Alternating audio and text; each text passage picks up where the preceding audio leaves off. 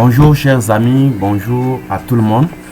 Je crois que vous allez bien. Aujourd'hui, je viens avec un sujet encore plus spécifique qui concerne dans l'échantillonnage.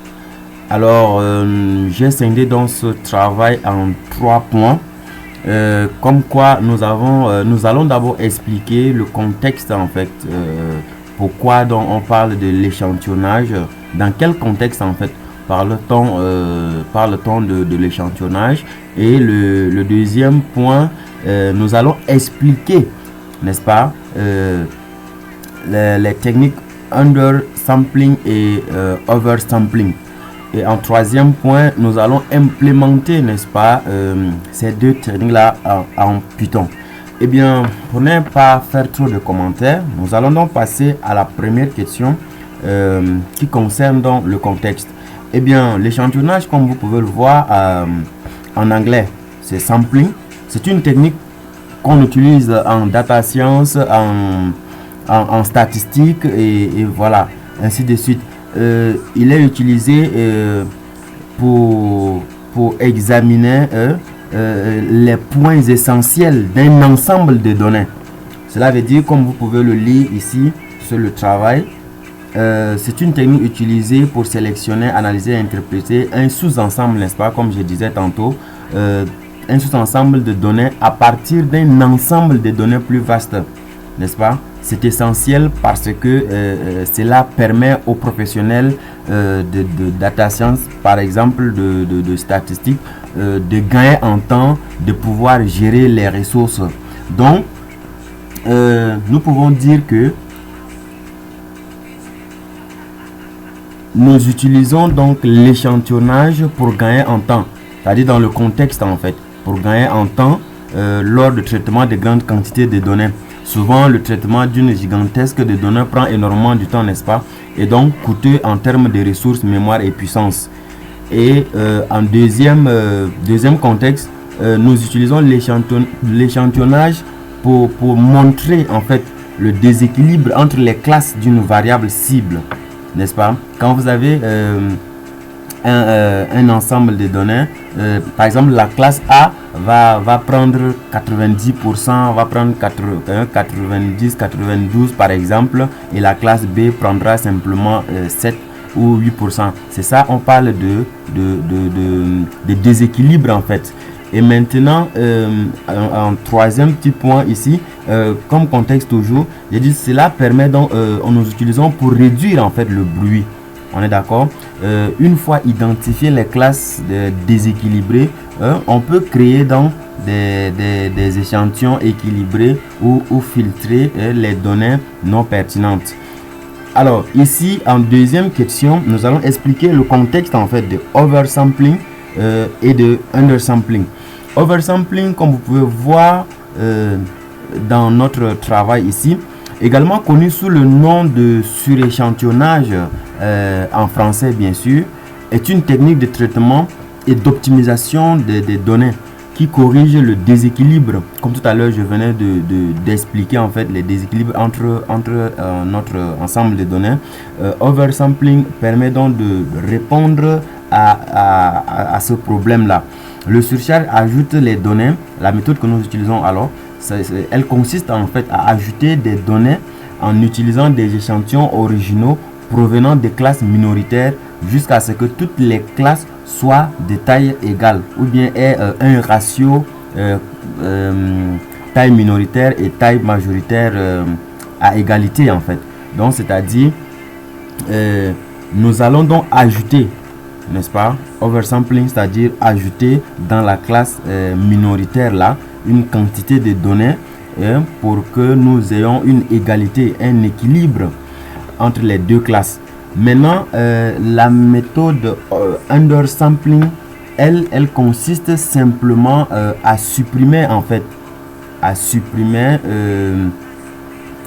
ou bien réduire, diminuer la taille de jeu de données de la classe majoritaire. C'est bon pour avoir un ratio classe minoritaire et classe majoritaire satisfaisant. Alors, les deux techniques, comme on venait de voir, permettent de remédier au problème de jeu de données déséquilibré afin d'améliorer les performances de notre modèle. Alors, nous allons entrer dans le vif du sujet qui est celui d'implémenter avec le langage Python, bien évidemment, les deux techniques. Alors ici, nous avons d'abord commencé à importer les bibliothèques, les packages importants, Panda, NumPy, Sierra Leone, voilà. Nous allons importer, c'est ce qui est déjà fait. Maintenant ici, nous allons importer alors notre donnée. Alors il faut comprendre que c'est une donnée qui provient d'une collection de données concernant les périodes de ralentissement économique. Alors ici on parle en d'autres termes encore de récession, n'est-ce pas? Récession qui ont lieu dans 27 pays africains. Donc nous avons cité ici les pays africains concernant Maroc, Afrique du Sud, Tanzanie, ainsi de suite. Ici je vous ai mis le lien de notre dataset. Ici nous avons examiné pour voir en fait le contenu de notre lien, comme vous pouvez le voir.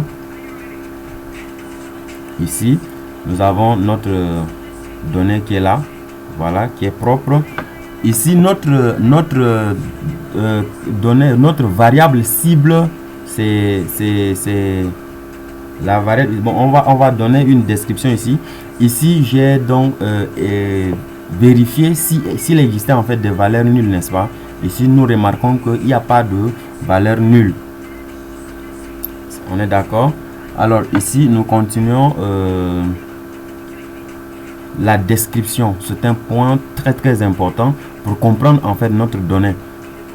Ici vous pouvez le voir, on ne va pas prendre tout le temps de le lire toute cette description là, mais vous pouvez le voir. Quand on parle des pop, en fait c'est la description, la population en millions. C'est un indicateur en fait essentiel pour comprendre la taille et la population d'un pays ou d'une région. Voilà, tout est déjà là, tout est décrit et expliqué, analysé. On est d'accord? Voilà, on ne va pas prendre le temps de tout le lire. Nous allons continuer donc.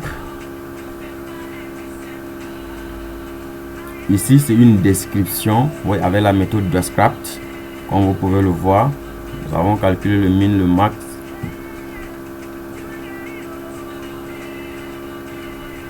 Voilà. Ok. Nous allons donc vérifier notre cas de l'échantillon de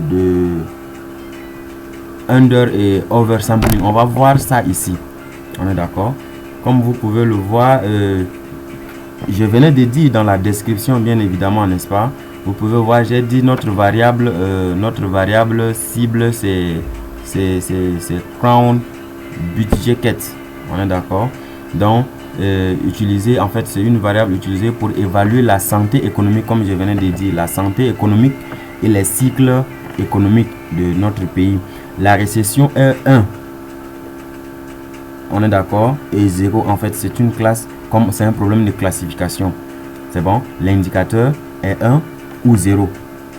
0 pour dire pas de récession, on est d'accord. 1 pour dire il y a des récessions, c'est-à-dire il y a un ralentissement économique. 0 pour dire il n'y a pas de ralentissement économique. On est d'accord? Voilà. Vous connaissez déjà notre variable cible.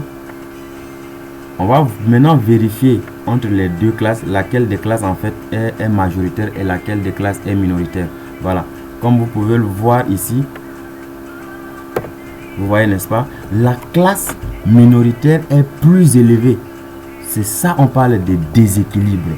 On est d'accord? Ici, nous sommes à 92,2%. Et vous voyez que la classe de 1, par exemple, est de 7,8. C'est ça, on parle de déséquilibre. On est d'accord? Voilà. Maintenant, on va voir comment on peut traiter ce problème. Comment on peut traiter ces problèmes-là. Comme vous pouvez le voir, dit ici, 92% des échantillons appartiennent en fait à la classe 0. Vous venez de le voir. Où ou non récession, comme je venais de dire, non ralentissement économique. Et 7,8% des échantillons appartiennent à la classe 1 ou récession, c'est-à-dire dans le cas où il y a ralentissement. C'est bon? Donc, on voit directement que cet ensemble de données présente un déséquilibre de classe. Donc, il est utile pour apprendre des techniques permettant de gagner le déséquilibre de classe, comme la classification sensible au coût, le suréchantillonnage et le sous-échantillonnage. Voilà les deux méthodes que nous allons utiliser. On est d'accord? Mais maintenant, dans les techniques de suréchantillonnage et de sous-échantillonnage, nous avons les méthodes, par exemple, probabilistes et les techniques, par exemple, probabilistes, non probabilistes. On est d'accord? Probabiliste, ici, on va utiliser la technique échantillonnage aléatoire simple. On est d'accord? Il s'agit de créer, par exemple, dans notre classe minoritaire, des individus virtuels. On est d'accord? Des individus virtuels pour amener à égalité. On est d'accord? Pour amener à égalité les deux classes. C'est ce que ça veut dire en fait. C'est la méthode que nous allons utiliser, bien évidemment, en utilisant le langage Python. Voilà. Ici, l'implémentation de oversampling, comme je venais de dire, c'est de pouvoir ajouter, n'est-ce pas, voilà, les individus virtuels, voilà, dans notre population. Voilà, c'est aussi simple que ça. Donc, vous pouvez le voir, le code, je l'ai commenté. On importe les bibliothèques nécessaires pour pour utiliser cette technique là. Vous avez stat model in the learn.oversampling import random oversampling. Voilà, vous pouvez voir ces bibliothèques que nous avons importées pour effectuer ce travail là. Ici nous avons créé une liste, on est d'accord, une liste de nos variables, et ici y c'est la variable cible. On est d'accord? Voilà. Bien évidemment, nous avons besoin de scinder, n'est-ce pas, de diviser notre ensemble de données pour un bon apprentissage. C'est pourquoi vous voyez Xtrain et Xtext pour l'entraînement et pour le test. Voilà. Ici,